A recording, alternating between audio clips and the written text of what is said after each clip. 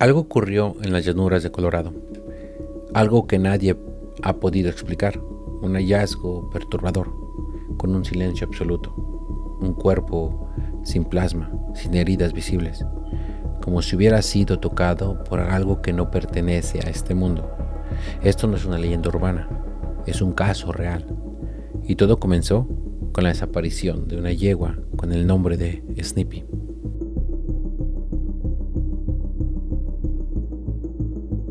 Una tarde aparentemente normal en el Valle de San Luis, en el estado de Colorado, se convirtió en el inicio de uno de los casos más inquietantes registrados en la zona. Era el 9 de septiembre de 1967. Henry King, un ranchero local, salió a buscar a Snippy, la yegua de su suegra, que llevaba ya 2 días desaparecida. Preocupado, recorrió los campos donde solía pasar, pero no fue ahí donde la encontró. Fue en otro sector del valle donde presenció una escena que jamás imaginó vivir, algo que parecía sacado de una película de horror. El cuerpo inerte de Snippy yacía sobre la hierba. Lo más impactante, estaba mutilada. Parte del cuello y la cabeza eran solo huesos, no quedaba piel, músculo ni tejido. Los huesos estaban completamente blancos, como si algo hubiera disuelto todo a su alrededor. Henry pensó que quizá algún químico había sido lanzado sobre el animal, pero no había quemaduras alrededor del cuello ni rastros alguno de su plasma o fluidos cercanos al cuerpo. Nada, solo el silencio, los huesos limpios y un misterio que hasta hoy no tiene una explicación lógica.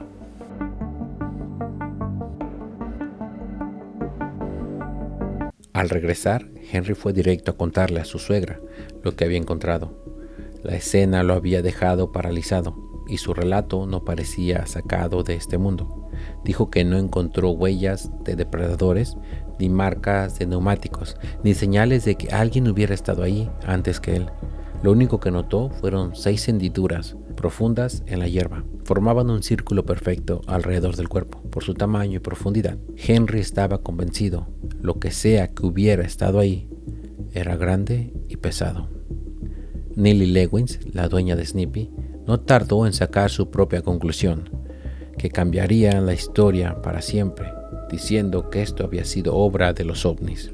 Las marcas en el suelo, la condición del cuerpo y lo que aún más extraño es, las huellas de la yegua desaparecieron súbitamente a más de 100 pies de distancia del lugar donde fue hallada, como si hubiera sido levantada y colocada ahí sin dejar rastro.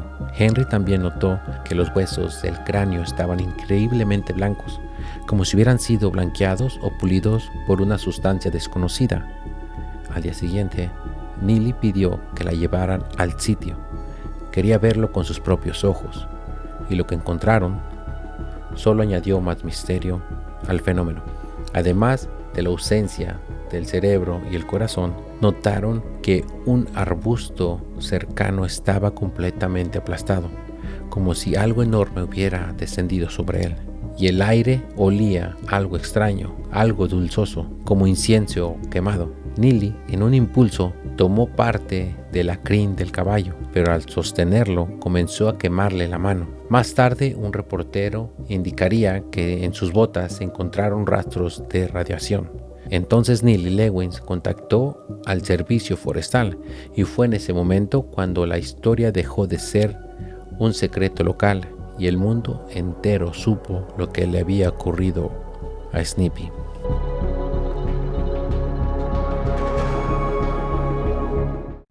Para verificar lo ocurrido, el servicio forestal envió un especialista, Duane Martin, un ingeniero del Departamento de Pesca y Vida Silvestre.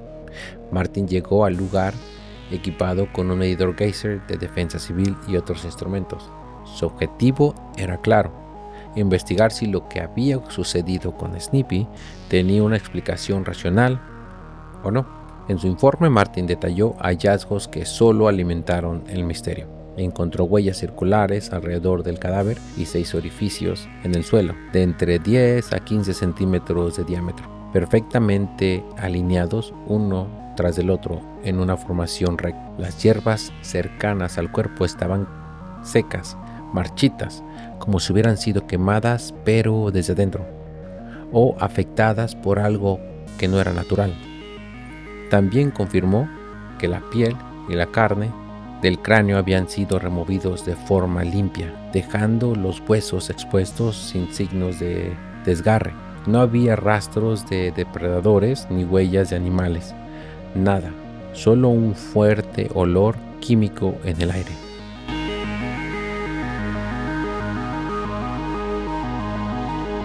Duane Martin fue el primero en sugerir oficialmente: lo que ocurrió ahí no puede explicarse con medios convencionales. La profundidad de las huellas, la simetría perfecta y el estado del cuerpo indicaba que algo había descendido o aterrizado en ese lugar. Tras entregar su informe a las autoridades y a la prensa, el caso dejó de ser solamente una rareza local. El nombre de Snippy comenzó a asociarse directamente con la palabra ovni, y fue entonces cuando investigadores, ufólogos y curiosos comenzaron a llegar a la zona, desde todos los rincones del país, buscando respuestas o al menos pistas de lo que realmente sucedió con el cuerpo de Snippy.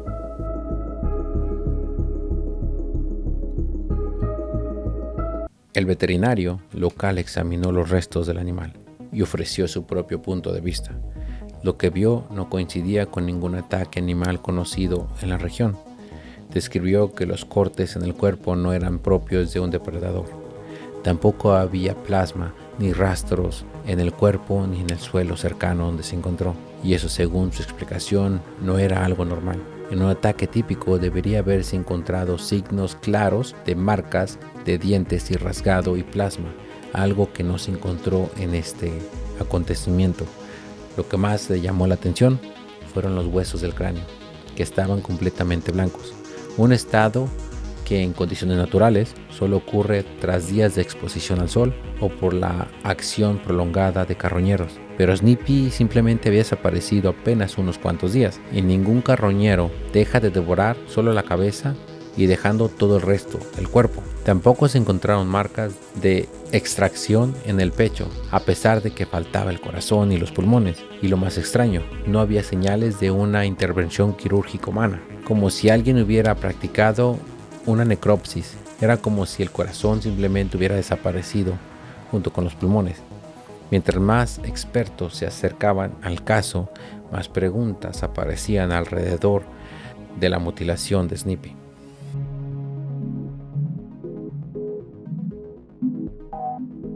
En un caso como este no podía faltar la mirada de un investigador científico, y uno de los primeros en tomarlo en serio fue el Dr. Frank B. Salisbury, biólogo y profesor universitario, reconocido por sus estudios sobre el fenómeno ovni y las mutilaciones de ganados en Estados Unidos. Lo más interesante de su enfoque era que siempre buscaba explicaciones lógicas, basadas en hechos, pruebas y análisis científicos. Pero también era claro en algo: cuando la ciencia no alcanzaba a explicarlo, no descartaba lo desconocido.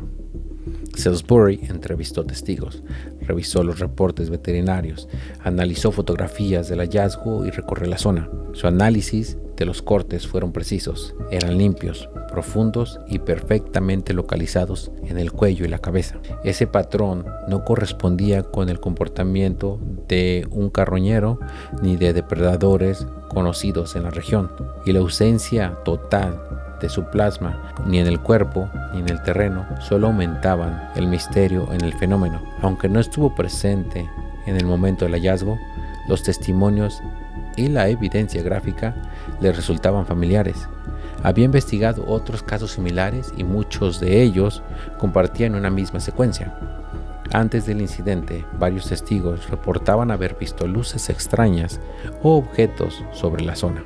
Angie Kings, una de las personas cercanas al caso Snippy, afirmó haber escuchado ruidos y visto objetos luminosos en el cielo justo sobre su casa días antes de que hallaran el cuerpo de Snippy. Otros residentes del valle reportaron sucesos similares.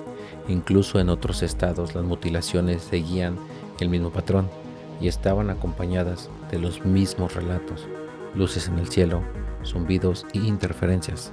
Salisbury también reconoció que la cobertura mediática ayudó a alimentar la hipótesis de extraterrestres, pero añadió algo que pocos científicos se atreven a decir: En muchos de los casos que estudió él, los testimonios sobre luces y ruidos anteriores al hallazgo se repiten con demasiada frecuencia como para ser ignorados.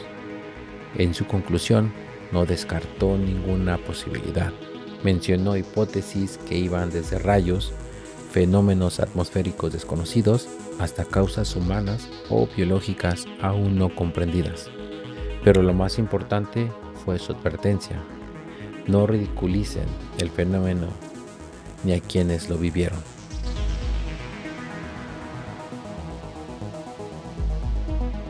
Lo ocurrido en el Valle de San Luis marcó un antes y un después en los casos de mutilación de animales en Estados Unidos. No fue el primer suceso en la zona, pero sí fue el primero que recibió una amplia cobertura mediática y una documentación mucho más detallada. Eso hizo que por primera vez muchos investigadores comenzaran a tomar en serio lo que los rancheros llevaban reportando por muchos años en silencio. A raíz de este caso, nuevos informes comenzaron a salir a la luz, no solo en Colorado, sino en otras regiones del país. Pero como en todo fenómeno rodeado de misterio, surgieron también dudas, contradicciones y versiones alternas. Y algunas afectaron a la historia tal como te la estoy contando. El nombre de la yegua no era Snippy, su verdadero nombre era Lady. Snippy era el nombre de su madre, pero la prensa prefirió usar el nombre de Snippy, lo que confundió a muchos, creyendo que era un macho el que le había ocurrido esto, no una yegua. En los primeros reportes oficiales del sheriff local, este sugería que Larry pudo haber sido alcanzado por un rayo, pero los meteorólogos no estaban convencidos. El Valle de San Luis no es una zona con alta actividad eléctrica, mientras que regiones como Florida o el norte de Nuevo México reciben entre 20 a 25 rayos por kilómetro cuadrado. Esto cada año, mientras que en el valle apenas se han registrado entre 4 a 8 por kilómetro cuadrado. Si un rayo puede causar carbonización y blancamiento de los huesos, pero siempre deja huellas visibles en el suelo, quemaduras, grietas, marcas claras del impacto, y en este caso no hay nada igual. Otra teoría consideró la posibilidad de una infección severa. Algunos testigos afirman haber visto a Lady cojeando horas antes de su muerte. Se especula que una bacteria pudo haber entrado por esta herida y haberse comido el tejido rápidamente, pero los veterinarios rápidamente también descartaron esta teoría. Las bacterias no generan cortes limpios ni simétricos, y en este caso la mutilación estaba localizada en la cabeza y el cuello, no en la pierna. Además, el cuerpo no presentaba signos de descomposición o hinchamiento, y también hacían falta ciertos órganos como el corazón y los pulmones. Estos simplemente no estaban y no había una explicación lógica para su desaparición.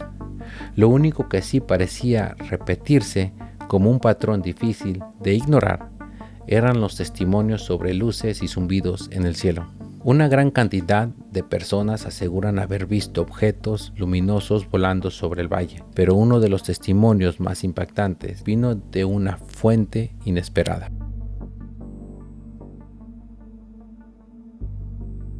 El juez del Tribunal Superior de Denver, Charles E. Bennett, y su esposa afirmaron haber presenciado un extraño avistamiento cerca de la zona. Vieron 3 anillos brillantes de color entre rojizo y naranja, desplazándose en una formación triangular a gran velocidad, mientras emitían un zumbido constantemente. Detrás de ellos, según el relato, volaban aviones negros sin distintivos. Otros testigos aseguraron haber visto esas mismas figuras luminosas en las cercanías del lugar donde se encontró el cuerpo de Lady.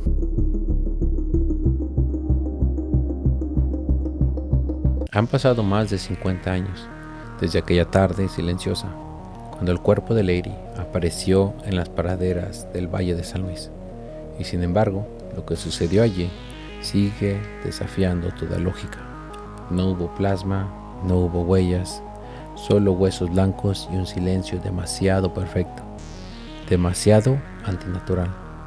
Las teorías han intentado llenar el vacío con rayos, bacterias, depredadores e incluso bromas crueles, pero ninguna de ellas resiste el peso de los detalles. Ninguna explica las marcas en el suelo, la ausencia de órganos, ni los anillos incandescentes que se movían en formación triangular, perseguidos por aviones negros sin insignia. ¿Qué ocurrió realmente esa noche? ¿Fue acaso un encuentro con algo que no pertenece a este mundo? ¿O el eco de una operación encubierta que jamás debía haber salido a la luz? Hay lugares donde lo imposible parece tener permiso para manifestarse.